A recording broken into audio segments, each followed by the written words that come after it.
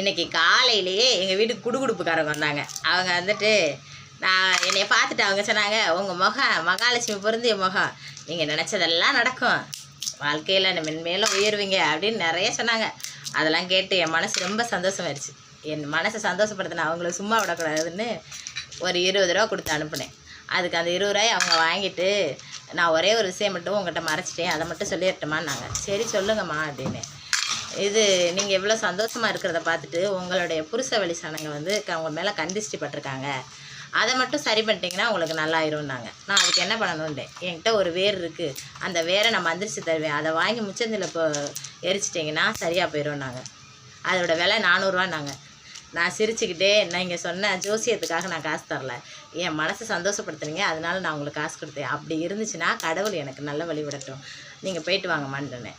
உங்களுக்கு இந்த மாதிரி அனுபவம் நடந்திருந்தா எனக்கு ஒரு லைக் பண்ணுங்கள்.